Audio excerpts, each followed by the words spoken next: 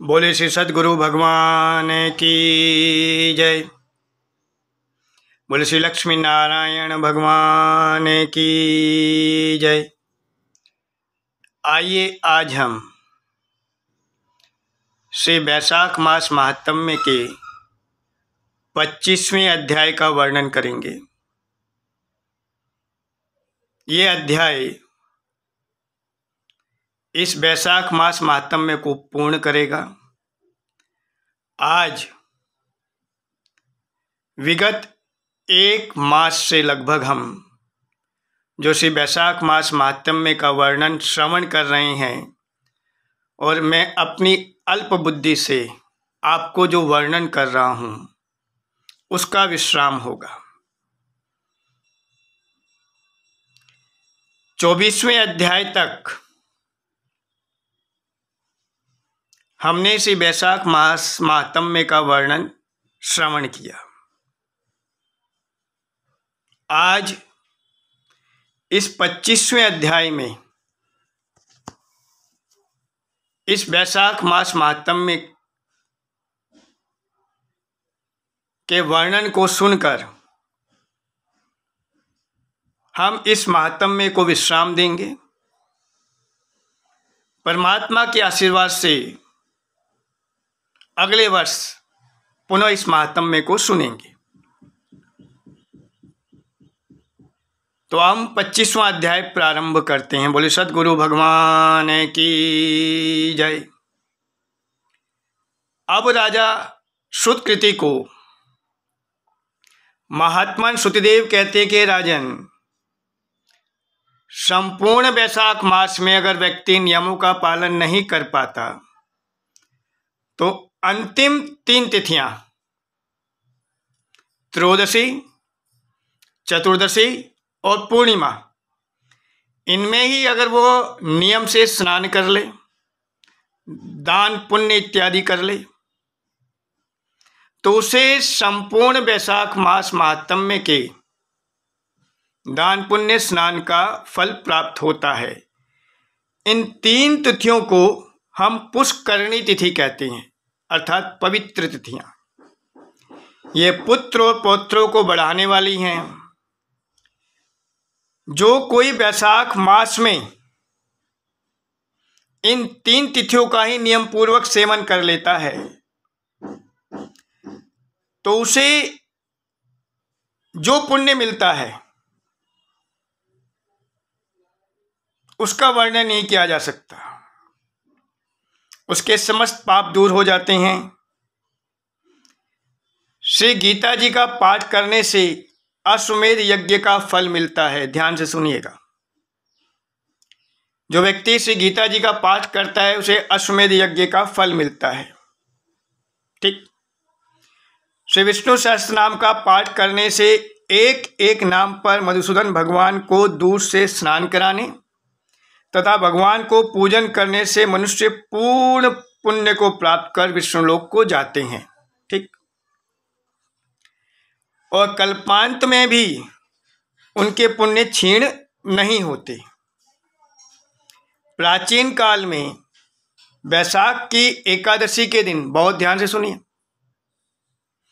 प्राचीन काल में वैशाख की एकादशी के दिन श्री विष्णु भगवान ने समुद्र मंथन से अमृत उत्पन्न किया। द्वादशी के दिन उस अमृत की रक्षा की। त्रयोदशी के दिन देवताओं को अमृत पिलाया। चतुर्दशी के दिन देवताओं के विरोधी दैत्यों का उद्धार किया तथा पूर्णिमा के दिन देवताओं ने अपने अपने राज्य को प्राप्त किया। तो ये तिथियां अत्यंत महत्वपूर्ण हैं, अत्यंत पवित्र हैं। इससे देवताओं ने प्रसन्न होकर वरदान दिया कि इन 3 तिथियों को अत्यंत पवित्र माना जाए। ये 3 तिथियां अत्यंत शुभ है, पुत्र पौत्रादि का फल देने वाली हैं। इन 3 तिथियों का सेवन करने से मनुष्य को अवर्णनीय पुण्यों की प्राप्ति होती है। महात्म्य में यह भी वर्णन है कि वैशाख की पूर्णिमा के दिन स्नान करके दान पुण्य करें और अपने जीवन में किए गए पापों का क्षरण करें। इस वैशाख मास महात्म्य के सेवन से अकाल मृत्यु से छुटकारा मिलता है। इस प्रकार जो भी व्यक्ति बहुत प्रेम भाव से, श्रद्धा भाव से, विश्वास से इस महात्म्य का सेवन करता है,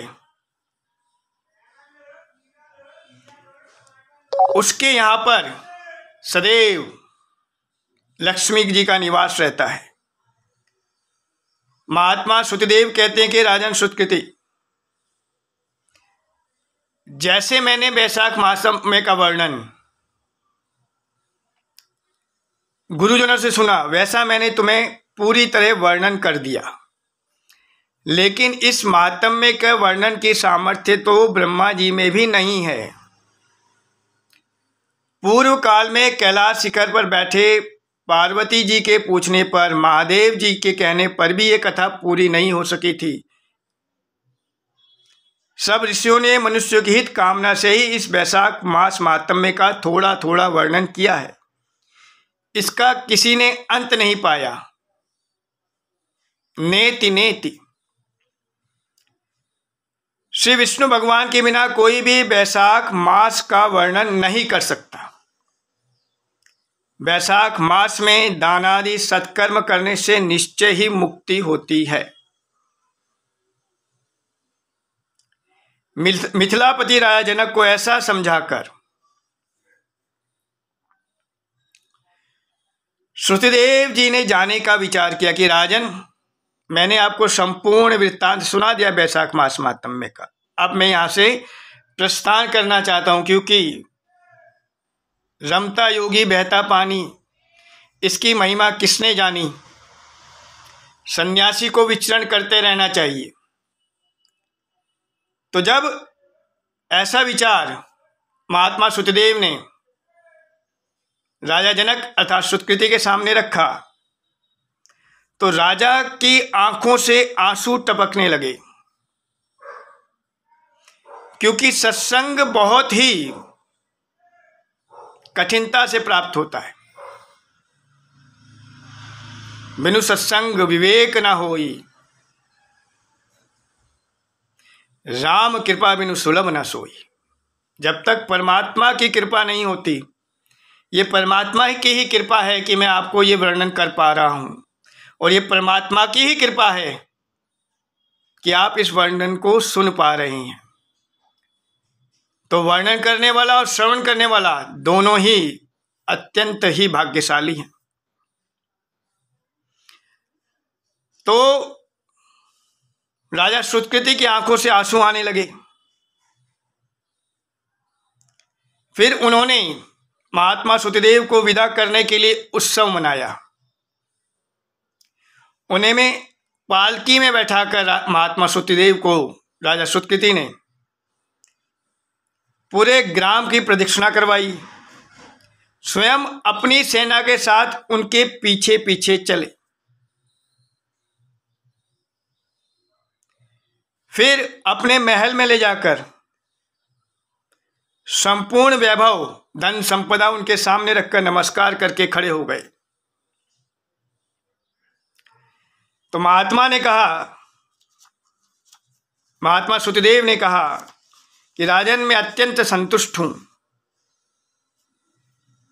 आप इसी प्रकार धर्म के कार्य में लगे रहें। मेरा आशीर्वाद आपके साथ, आपके संपूर्ण प्रजाजनों के साथ, आपके संपूर्ण परिवार के साथ है। ऐसा आशीर्वाद देकर प्रसन्नतापूर्वक महात्मा श्रुतिदेव ने विचरण किया, अपनी यात्रा आगे की ओर आरंभ की। तो नारद जी ने कहा कि राजा अम्बरीश, इस प्रकार इस परम अद्भुत आख्यान को, जिसके सुनने से ही संपूर्ण पाप नष्ट हो जाते हैं तथा सब प्रकार की संपत्ति मिलती है, मैंने आपके सामने उसका वर्णन किया। इसी से योग, ज्ञान और मोक्ष की प्राप्ति होती है। नारद जी के ऐसे वचन सुनकर यशस्वी राजा अम्बरीश मन ही मन बड़े प्रसन्न हुए। उन्होंने बाहर के सभी व्यापार छोड़ दिए और दंड की तरह पृथ्वी पर गिर पड़े। साष्टांग महर्षि देव ऋषि नारद जी को उन्होंने प्रणाम किया। सब प्रकार से नारद जी का पूजन किया। फिर भगवान को भी साष्टांग नमन करके नारद मुनि राजा से पूछकर कि राजन, अब मैं विचरण करता हूँ, मैं भी चलता हूँ, उन्हें आशीर्वाद देकर नारद जी ने अपनी यात्रा आगे की ओर आरंभ की। अन्य लोगों को चले गए तथा राजा अम्बरीश भी नारद जी के कथन अनुसार, उनके उपदेश के अनुसार शुभ धर्मों का आचरण करते हुए निर्गुण परब्रह्म में लीन हो गए। शौनक आदि 88,000 ऋषियों को वर्णन करते हुए सूत जी कहते हैं कि ऋषिगणों, जो भी मनुष्य इस पापनाशक, पुण्यवर्धक, परम अद्भुत श्री वैशाख मास महात्म्य के आख्यान को सुनता है, सुनाता है, इसका पाठ करता है, उसके यहाँ सदैव माँ लक्ष्मी का निवास रहता है, सुमति का निवास रहता है, यश का निवास रहता है, सौभाग्य का निवास रहता है। तो इसी है ऋषिगणों, इस प्रकार इस परम अद्भुत आख्यान का वर्णन मैंने आपके सम्मुख करा। परमात्मा से प्रार्थना कि उनका आशीर्वाद सदैव हम सब पर बरसता रहे। इस प्रकार सूत जी महाराज ने भी इस आख्यान को संपूर्ण किया। बोले श्री लक्ष्मी नारायण भगवान की जय। और इस प्रकार ये 25वां अध्याय संपूर्ण हुआ। बोले श्री लक्ष्मी नारायण भगवान की जय। इस संपूर्ण मास में मेरी अल्प बुद्धि में जो आया,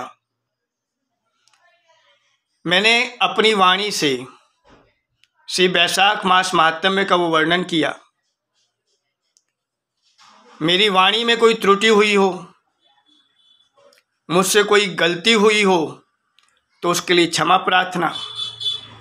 प्रभु चरणों में यही प्रार्थना कि उनका आशीर्वाद हम सब पर सदैव बना रहे और अखंड रूप से उनकी सुभाशीष हम सब पर सदैव विराजमान रहे।